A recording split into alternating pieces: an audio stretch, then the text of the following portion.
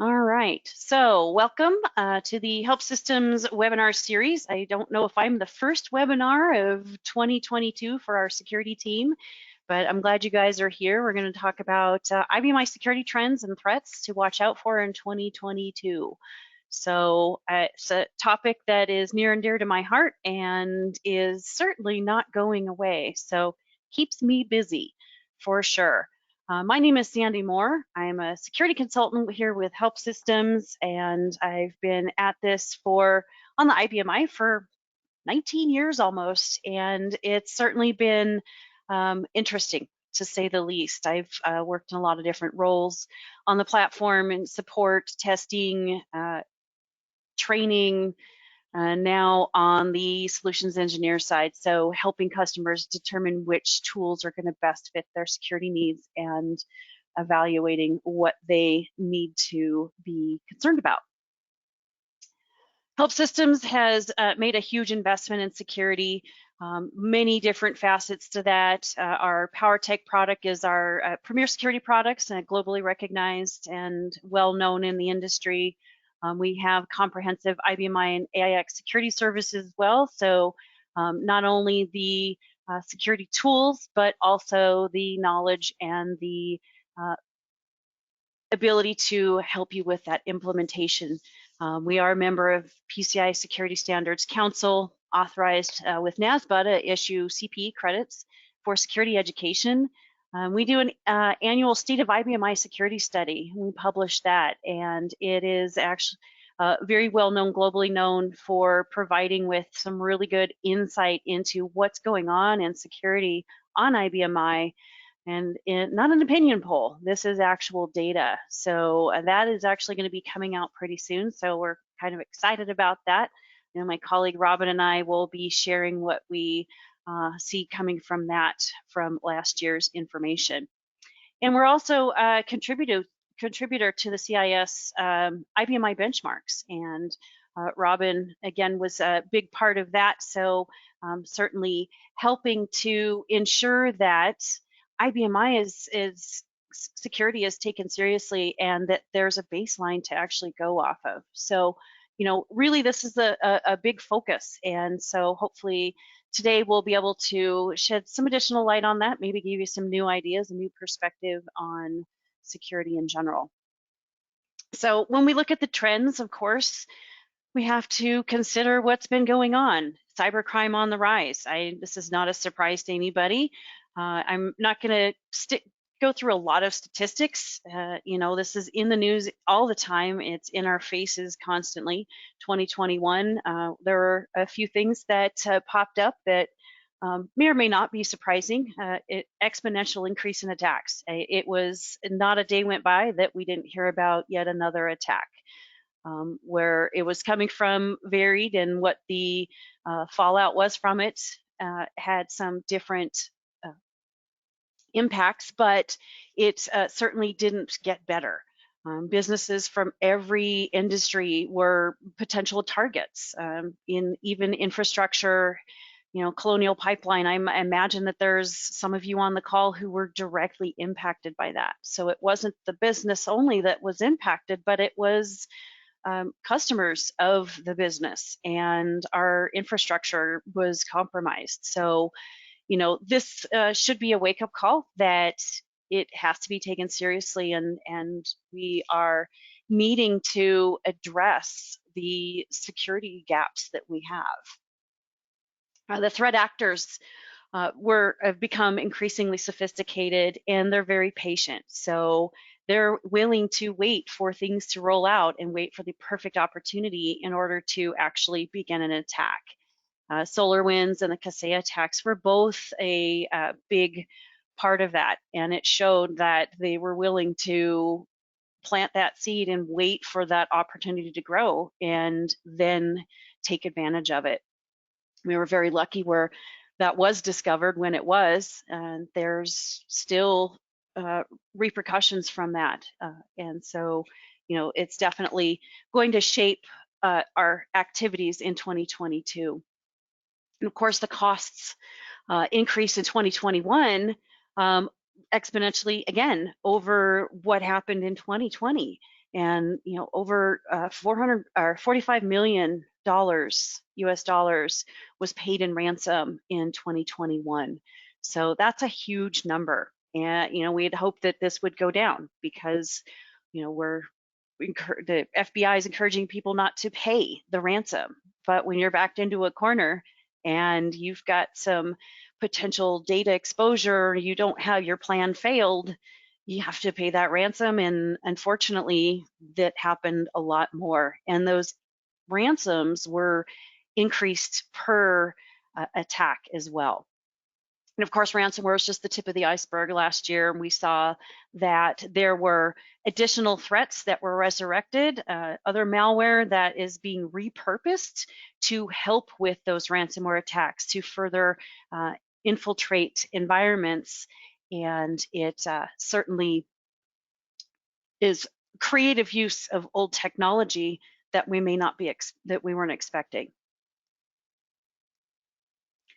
For 2022, of course, all the things that happened in 2021, hopefully we learned from that.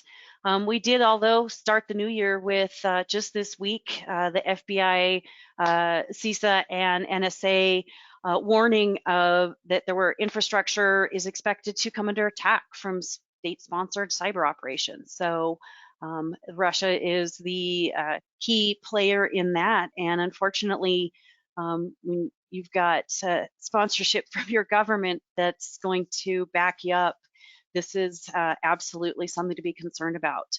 The tactics that they're citing in this advisory include spear phishing, brute force attacks, exploiting known vulnerabilities, compromising third-party software, and developing and deploying custom malware. So it's not malware that we know now, that it's actually going to be a new flavor, new approach that's going to be surfacing this year. I think another trend we're going to see is that the attack surface is going to expand.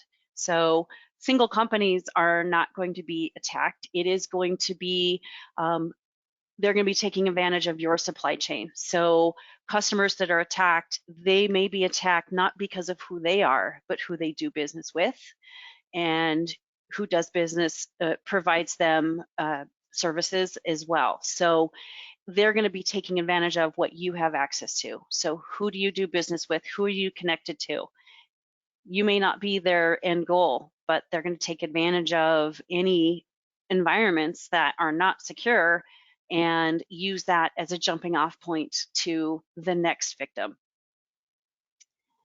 I think that IBM I is going to continue to be collateral damage from these attacks. While it may not be the focus of these attacks, and it is not the primary target in these attacks, it is very often the system of record, and it is the core server for many smaller businesses.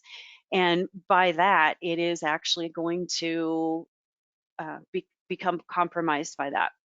The more we interface with the system and the more we use it and the more flexible it becomes, unfortunately, the more vulnerable it becomes as well. And of course, the last trend for 2022 is ransomware. Then we might see more ransomware and then even more ransomware after that. I don't think that's going to go away. I think this is going to continue.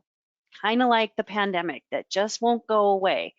Omicron, and who knows what's next. This is something that we're going to have to continue. We're going to have to live with it. So we have to figure out how we're going to manage that going forward, and reducing the exposures, reducing the damage, and making sure that we no longer become the attractive targets.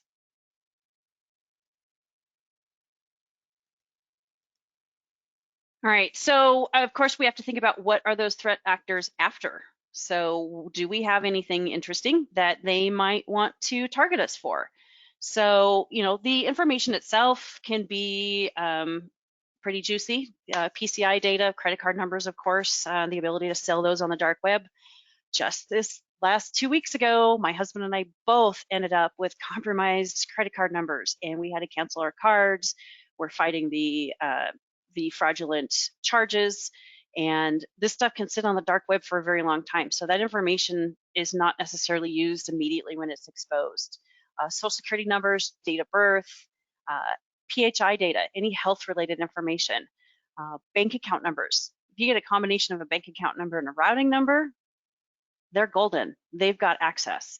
So all of this information that they want to get into and get a hold of has value to them because it has value to you, to your customers, to your suppliers.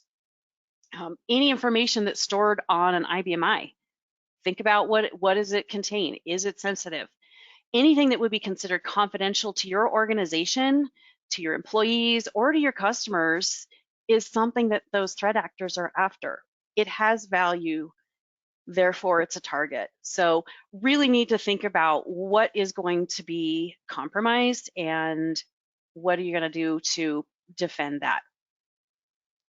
Motivation behind the attacks, it's not all about money. Reputation on the dark web.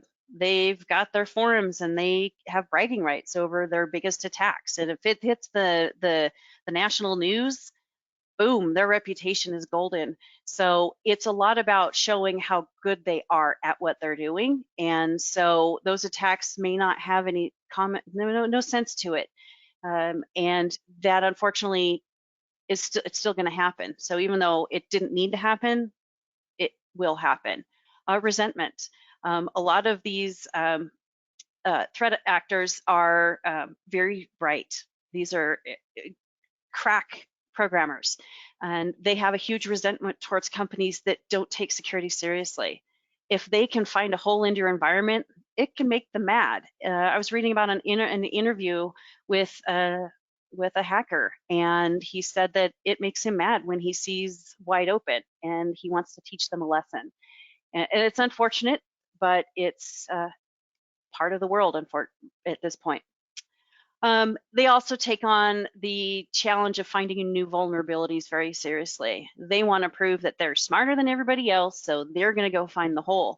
And that actually is a huge motivator. And it's going to be a gateway to more targets.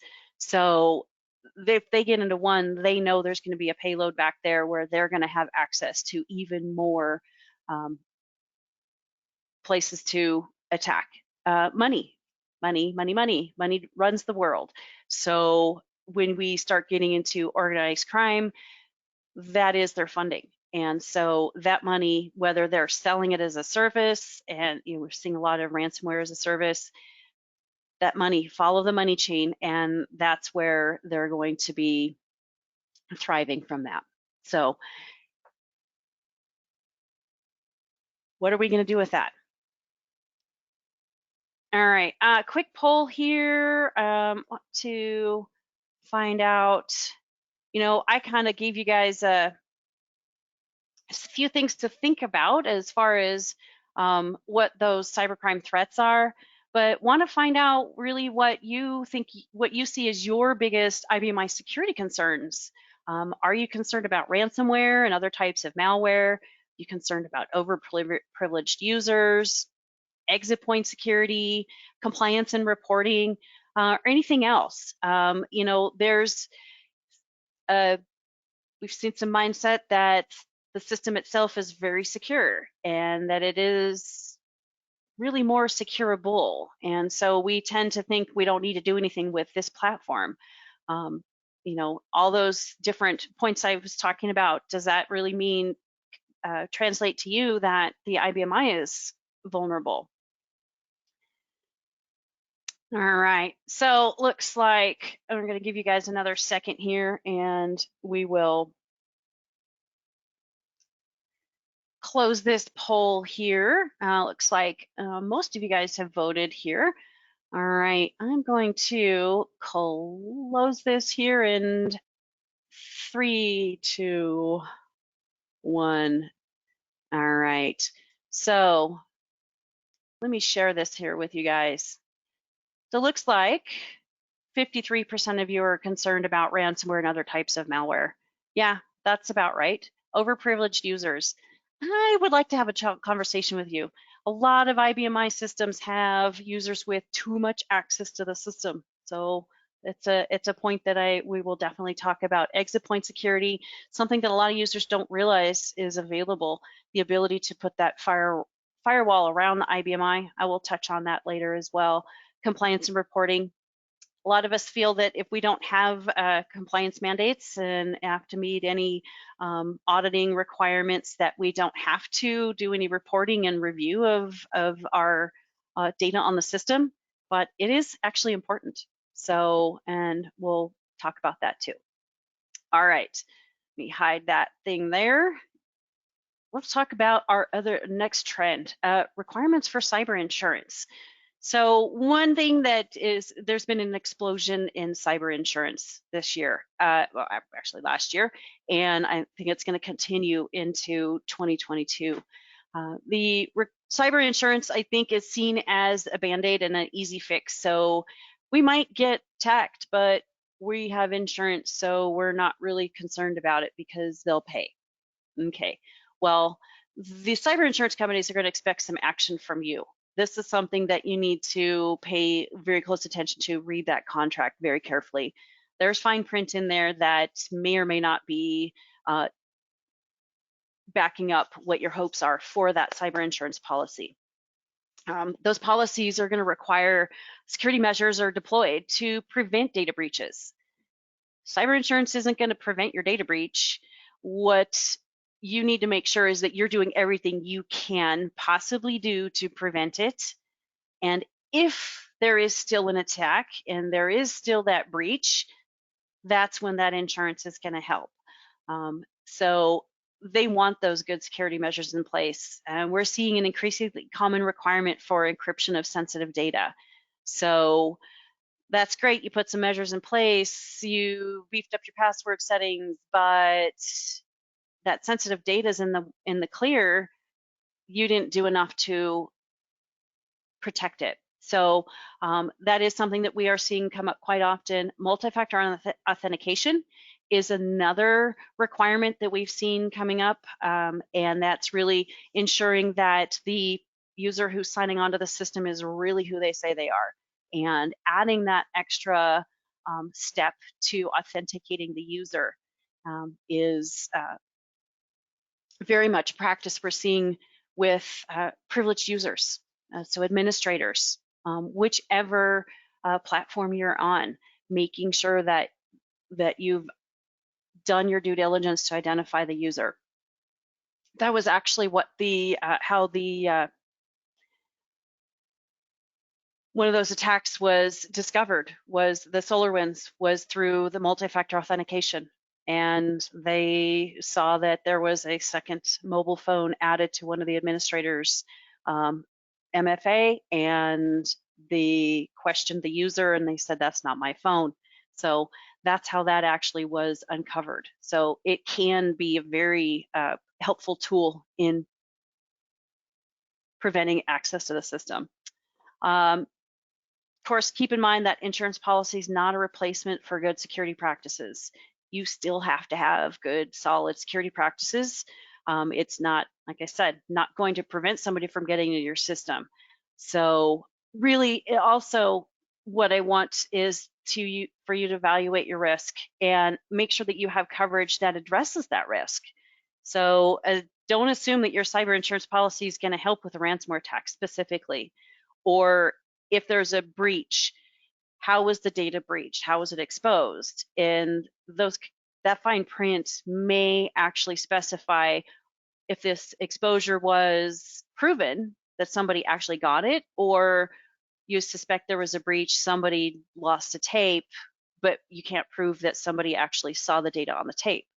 You may not get that coverage. So making sure that that coverage is actually doing what you expect. All right, so what you can expect from your cyber insurance company, your coverage is going to evolve as the threats evolve. So, like I was saying, the fine print, making sure that it is going to address what your needs are. And don't assume that all cyber incidents and breaches are going to be covered by that. Things that it might include and help with are going to be costs associated with legal defense if you get sued for exposure or damage, public relations efforts, so repairing your reputation with your customers, with your vendors, your suppliers, with the general public that you can actually be trusted.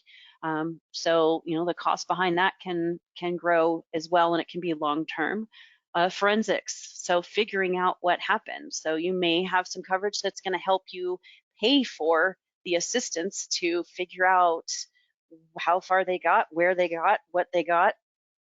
Notification to victims, making sure that that can be an expensive adventure as well, tracking down everybody whose data was exposed, and then potentially even providing credit monitoring for a period of time, depending on what kind of data was exposed, and then regulatory penalties. If you do fall under any requirements, then if there's penalties involved, it may help cover that.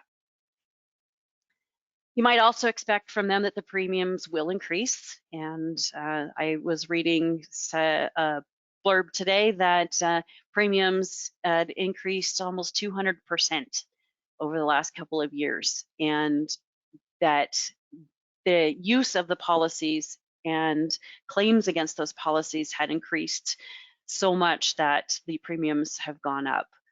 Of course, what industry you're in, what platform you're on, all of those different things will influence what those premiums are going to cost you. And if you have a claim, guaranteed that premiums can increase even more beyond what the normal increase is. And of course, can't hit this hard enough. Insurance isn't going to undo the lost, damaged, or exposed data. So don't expect it to undo that part of it. So this is really where prevention is going to be better than trying to do the cleanup. Some other considerations when you're looking at cyber insurance policies is that threat actors are more likely to go after specific industries that are known to purchase insurance. So there have been certain industries that have heavily leaned on cyber insurance and are traditional purchasers of said insurance, but it's a known fact, and the threat actors are actually targeting because they figure those individuals are going to be more likely to pay ransom. And another tactic they're using is that the ransom will be just low enough that it's under the deductible. So you're unlikely to file a claim on it and just pay it because the deductible isn't even going to be met with that. So they are using it to their advantage.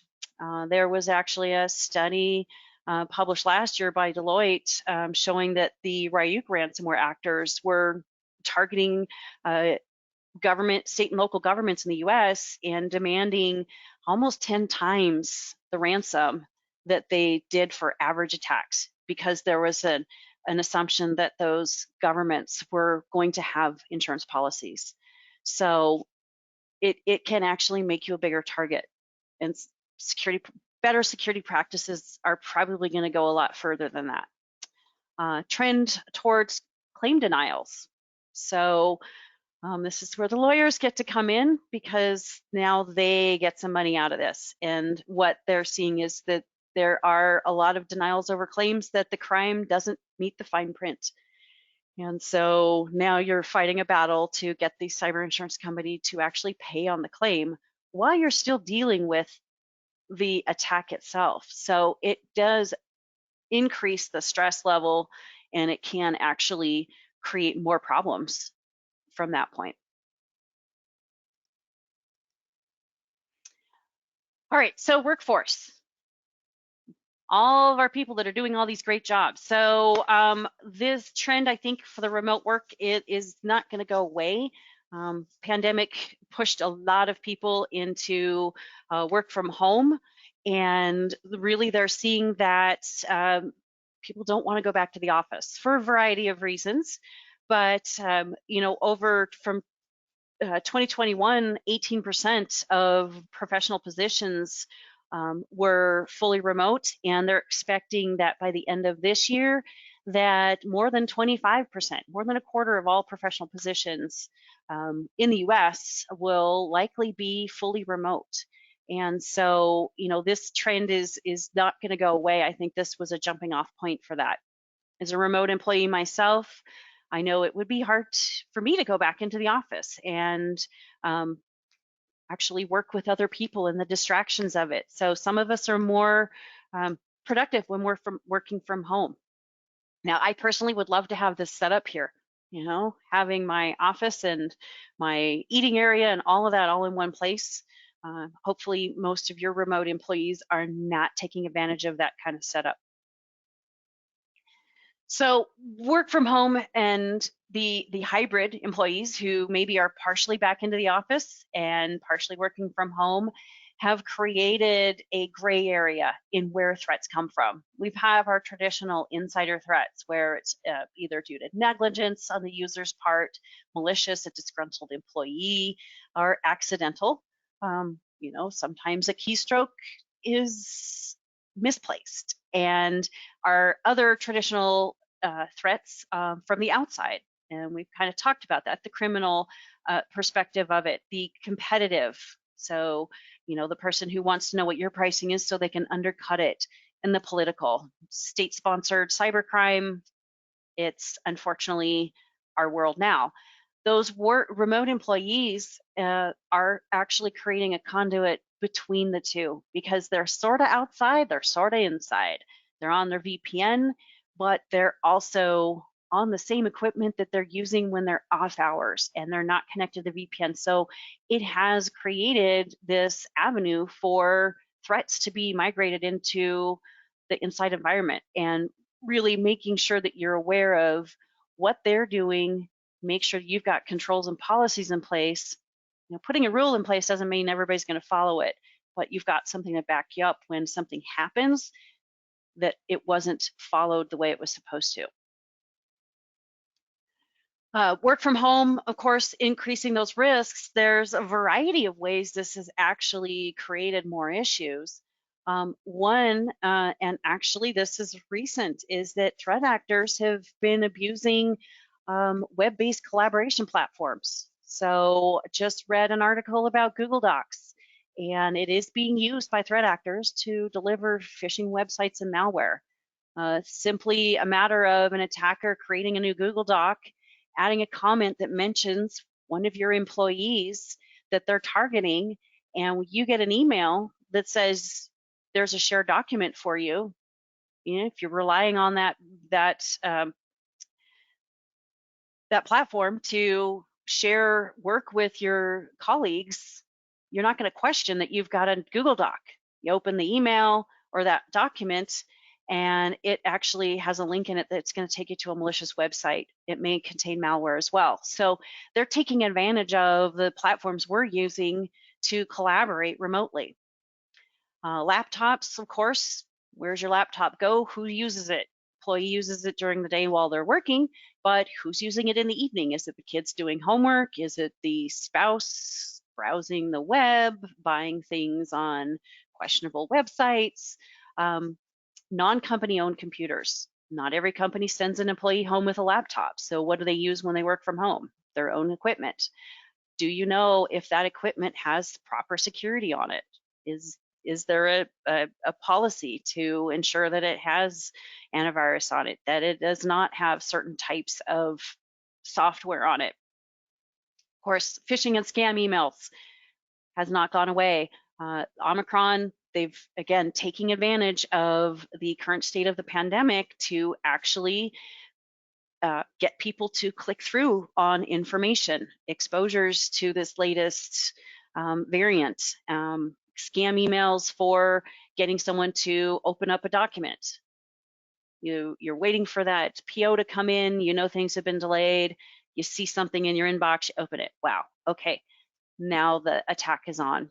Web browsing, of course, internet downloads, VPN connections. So there's your conduit to the company. You're inside the firewall now, but whatever's on that PC is now connected. So external media, thumb drives, cell phones, MP3 players, Internet of Things, your smart home devices. All of those things are on those same networks that your employees are remotely working from. And if one of those is compromised, there is your avenue into the environment.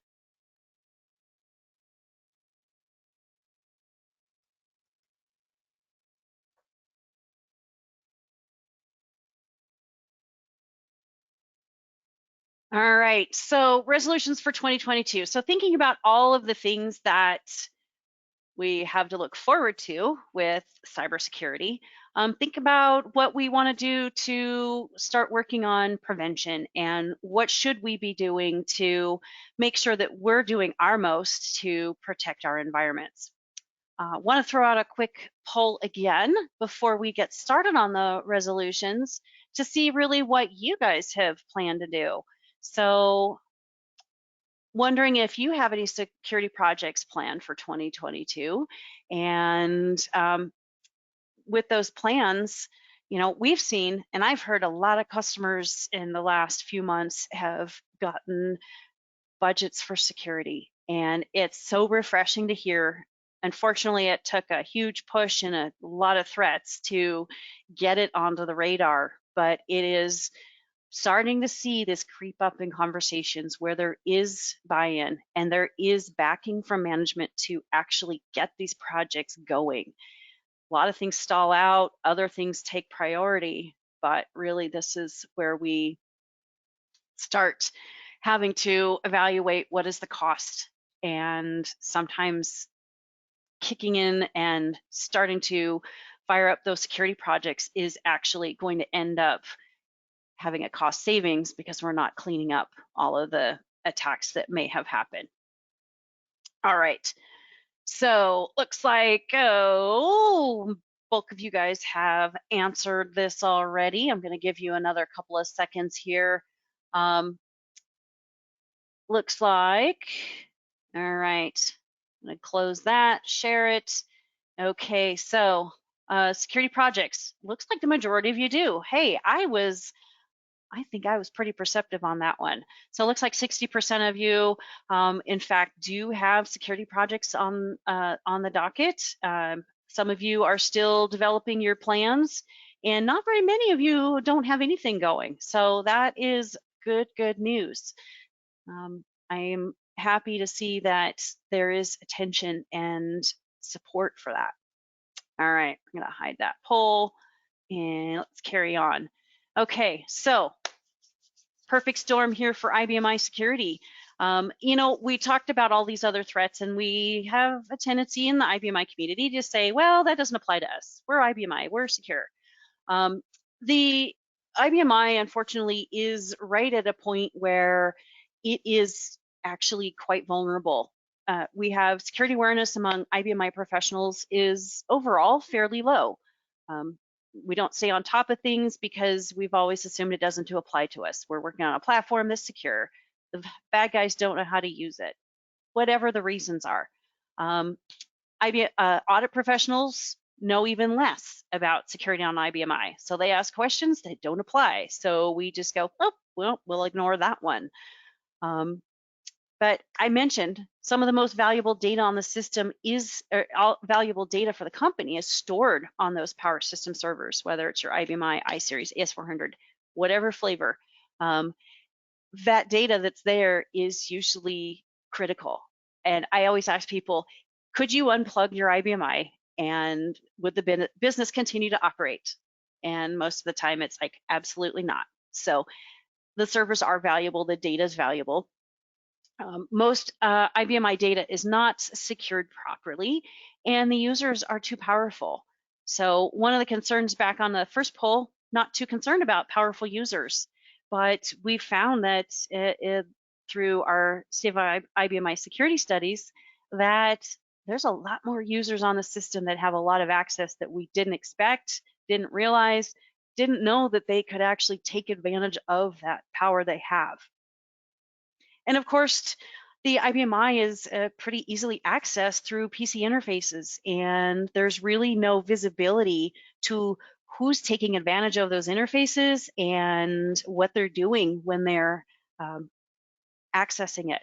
So all of those things combined has actually set the system up to be pretty vulnerable. So I've got some things that I want to suggest for defending the system. So we'll kind of just go through each one, give you some extra information on them, just to give you some ideas on how you should set your resolutions for protecting the power systems. First and foremost, implement and enforce a security policy. So if you don't have a security policy, you need to make one. Even if you don't have audits, you still need to have a policy, something to base off of so that you know that you're meeting those objectives or not. If you don't have a policy in place, how can you say somebody did something wrong? Well, it's assumed. That's not going to work.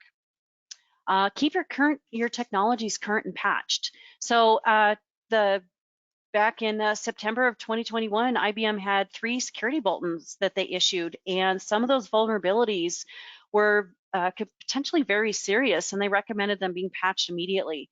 So, you know, it's not just Windows, it's not just other platforms that have these patches that need to be managed. IBM I too, you've got to keep those systems up to date, make sure they're current. One of those vulnerabilities was so critical that they actually patched back to v7.r1, even though that operating system is not current. So really making sure that this is a big part of your strategy.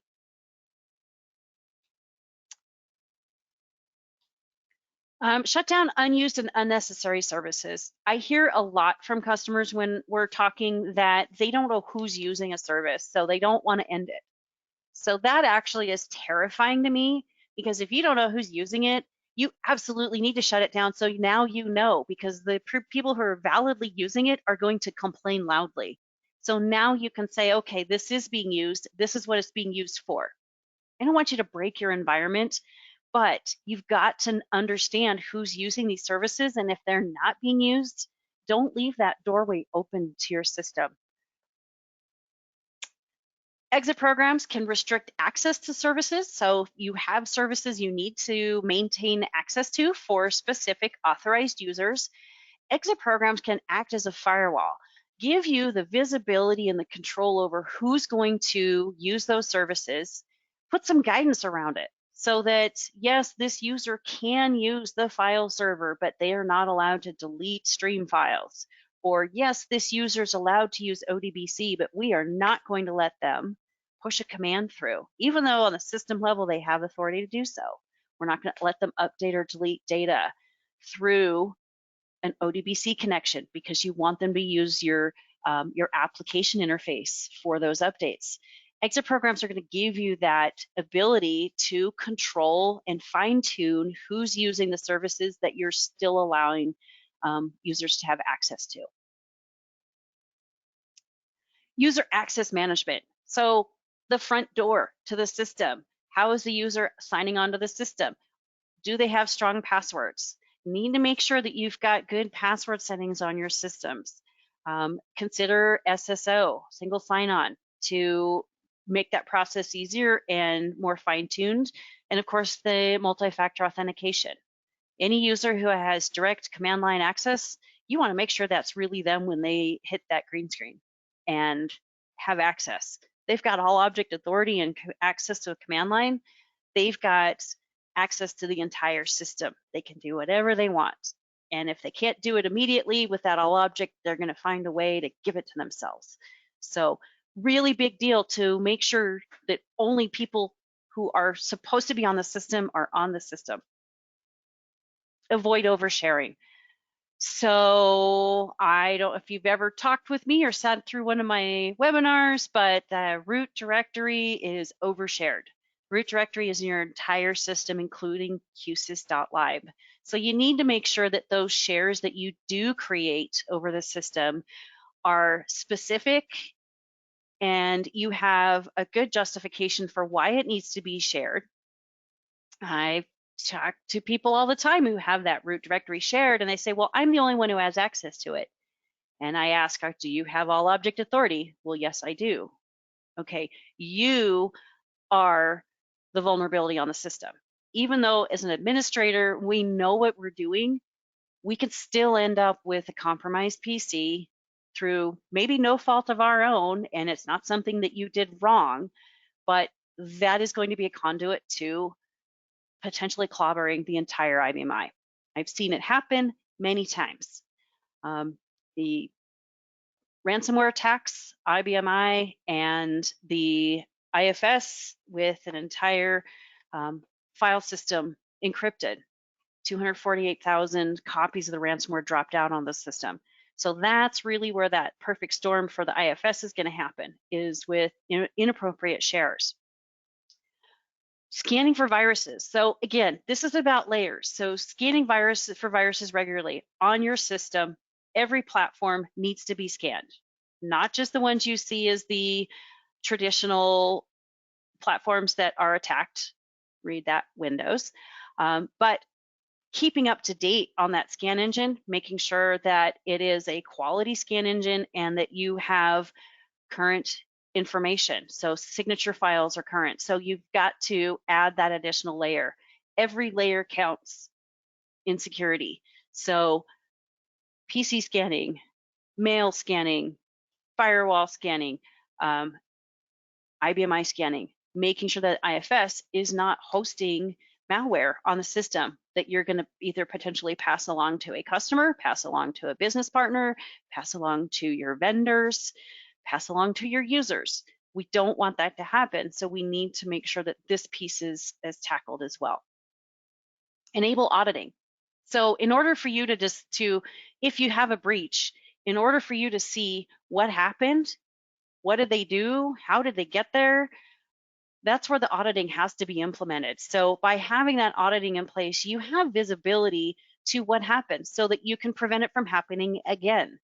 If you don't have that data available, you're not going to be able to learn from it and prevent the same thing from happening over again. So it's a tool that IBM provides you. You can enable that and start that auditing. And of course, once you do that, you need to monitor the information so you'll know sooner if there's a problem. If you get a new profile that has all object that has now created a program that adopts authority accused they offer that's FTPing all of your financial files off the system, you want to know about that. So those are the things that are really going to give you the layers that you need to tackle all of those important key points where you're going to be doing your due diligence and your best to prevent unauthorized access to the system and potential breaches. Of course, having a good backup, of course, is going to give you the ability to recover from attacks. So making sure that their backups are frequent. Don't rely solely on high availability. Replication replicates everything, including damaged files, including malware. So any damage that happens to your production system is going to happen over on that HA system. So you need to make sure you have something else to roll back to. And keep in mind that with a lot of these ransomware attacks, it's not just about avoiding paying the ransom. It's also hoping that they don't actually expose the data that they have taken. And they've changed those tactics. It's not just about encrypting the files and making them inaccessible. They will show you that they have actually accessed sensitive information and they're willing to expose it if you do not pay the ransom. So having a backups is not always your get out of jail free card when we're looking at the ransomware attacks. All right, so really, I would like to see that you evaluate the risk to your IBM I, do a data inventory, figure out what type of data is on the system, and do you have old data on the system? Maybe it's from a legacy application. If you still have social security numbers sitting out there, those still apply. I mean, we've seen bad guys actually use social security numbers from deceased people to start claiming benefits or stealing and using their identity going forward. So that information is still sensitive, even though you are not updating it anymore and using it actively, it still needs to be addressed. A user profile review, I can't go back enough to the users have access to the system. What do they have access to? And if they have a lot of authority on the system, risk to your IBM I is higher. So, making sure you know who has access to what.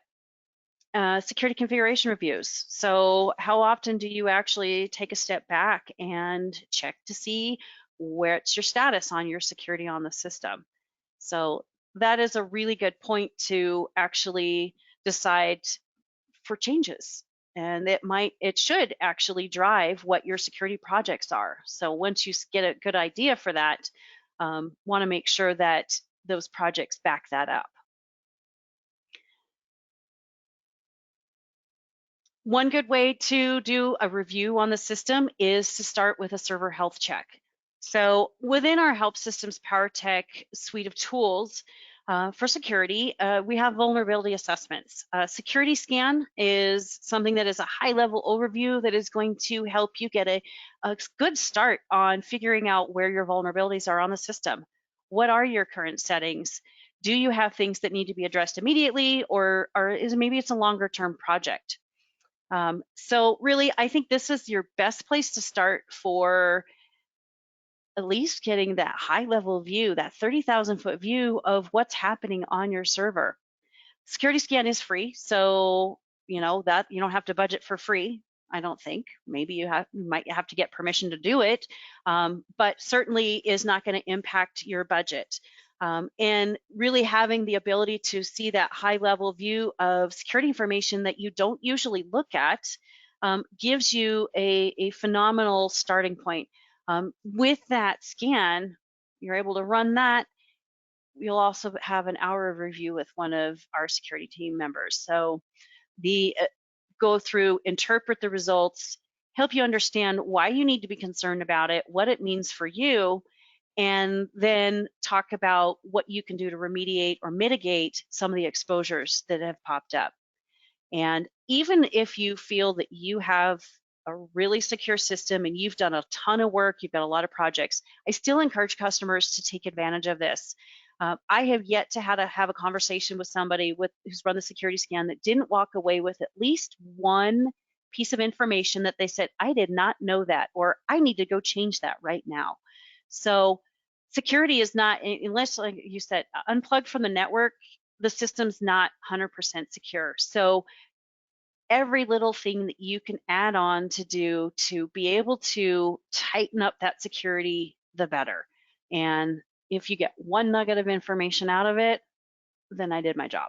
So highly encourage getting this starting point. A lot of tools that we provide, a lot of the options that the suggestions I had for steps to take, and we've got assistance for that. And so it's not something where you have to figure it out on your own, knowing, of course, that the workforce is leaning towards retirement and keeping people on board and having enough time to do that.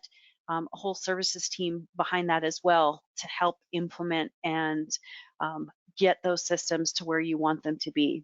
So you don't have to figure it all out on your own. All right, one last poll here before we cut out, and wondering if you actually want to schedule a security scan. So, the security scan giving you the ability to actually get that view of that information. I can provide you some more information on the tool before you commit to it. We're happy to have a conversation about what it does. Make sure that you feel that it's a good fit for what you guys need to do. Of course, we're always happy to provide those answers for you. All right, so if you would like to, maybe if you had more information, and then not at this time, I'm actually seeing quite a few attendees here who've actually done this with me, and so they're chuckling when they hear some of the comments I've made because they know where that comes from. So appreciate all of our customers and the loyalty we've had here from everyone, and continuing to tackle that really difficult topic of security. And I'm hoping that the more that conversation's out there, the less painful it's going to be and the easier it is to actually get started on it. All right, I'm going to go ahead and close that poll there. If you want to throw out an answer there before I close that, looks like somebody else just popped in their answer. All right. All right, well, if you did in fact want to do that security scan or you want some more information, we will be following up with you on that. So we will be happy to assist with that. All right. If anybody has any questions, the questions panel is there. We will be sending out that recording at the end. As soon as that has rendered, they will get that posted and you'll be able to go back and circle back to some of that. Covered a lot of ground today. I appreciate you guys sticking with me and look forward to the rest of 2022 and seeing what we are able to accomplish. So with that, I'm actually going to give you guys a couple of minutes left of your day. If I did not answer your question there, looks like I had one, I will take that offline and touch bases with you there. So take care, everybody. I appreciate your time and we'll be working with you soon. Thanks.